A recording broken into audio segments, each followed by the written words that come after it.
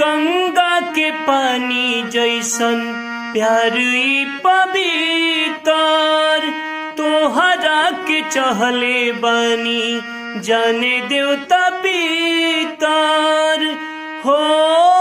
गंगा के पानी जैसन प्यार ई पवित्र तोहरा के चहले बानी जाने देवता पितर। तोह से पहले दिल में हमारा केहू आइल चाहे गाइल न रहे।